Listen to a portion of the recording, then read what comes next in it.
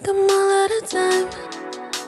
Hello mga palalabs! Another day, another vlog. At ang vlog nga natin for today's video ay another gala mga palalab. At hindi pa tapos ang summer. Init na init pa rin ang lahat. Kaya naman mga palalab, nung Mother's Day ay nag-decide kami na mag-swimming at makapagdagat mga palalab. Nga kami mag-swimming sa Laia, San Juan, Batangas. At para nga tayo makarating sa San Juan, Batangas mga palalabs ay ginamit natin si Google. Kaya naman salamat Google mga palalab. Nga kami sa Padre Garcia at inabutan pa nga kami ng ulan dyan mga palalap at di mo talaga maintindihan yung panahon, biglang iinit, biglang uulan yung na-experience namin dyan. Tipong umuulan sa kabilang barangay tapos sa kabilang barangay ay napakainit at ayan na nga, nakita ko na ang I Love San Juan mga palalap. At ayan yan, nakita nyo na yan, ayan yung munisipyo ng San Juan. Nakakatuwa lang dito sa papuntang San Juan, Batangas, Laia mga palalap, straight lang yung daan, as in walang masyadong liko-liko or kurba-kurbang daan, panatag ang pagbiyahe nyo at syempre walang traffic. And after a million years, andito na tayo. Natin ang signage ng welcome to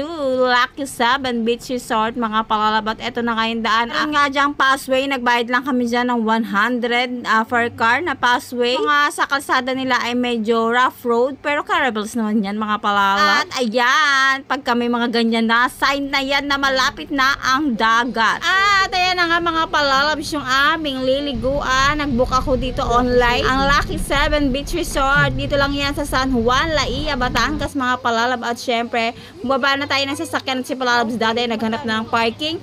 At ito na nga si Miss Maganda. Sa information ay kailangan tayo magbayad na environmental fee na 50 per head. At syempre, yung ating balance na ating nakuhang cottage. Or hindi kasya ba? Or kasya? Ito na yung ano. Ang tawag ito?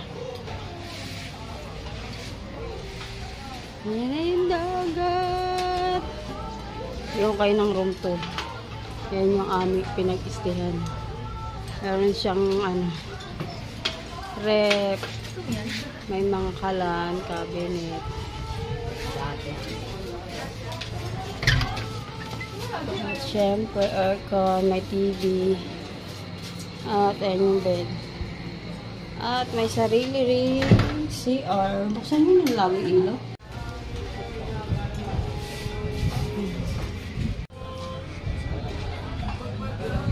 Ang init. Ang dito. Abot.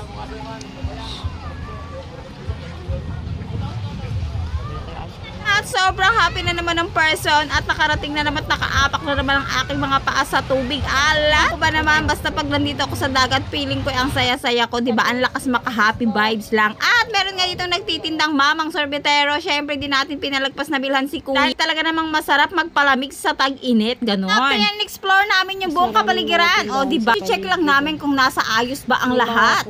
Having aside, mga palalab, kung wala kang baon or kinulang ka ng baon, marami ditong mabibilhan. Ayan, may mga fresh na isda, talaga namang fresh from the ocean. Kung wala kang baon, ay dito ka na lang bumili mga palalab, same din mga price. Syempre, nasa beach tayo, panay ang kain natin, ganyan. At marami din mga tindahan dito kayo, don't show worry na magugutuman ka, hindi ka magugutuman dahil marami din dito nagtitinda-tinda. Basta syempre, may pambili ka lang, hindi naman tayo pautangin dito mga palalabs. At dahil nga tanghali na, syempre natupag na namin ang pagluluto at ang mga nagluluto nga ngayon ay aming boys. Ayan, habang nagpiprito ng manok, syempre ay yung nabili namin bangus at busit sa palengke. And i-prepare na ni Palalabs. Di ganyan talaga ang toka ng mga boys, ang mga ihawin para yan sa mga boys. Ang hirap kaya magpaningas ng uli. Syempre mang may hirap na part, pang boys yan. Dapat Disney princess lang tayo gano'n. At balik na tayo sa dagat mga palalabs. Abangan nyo ang part 2. Marami pang activities na naganap. Salamat sa panonood.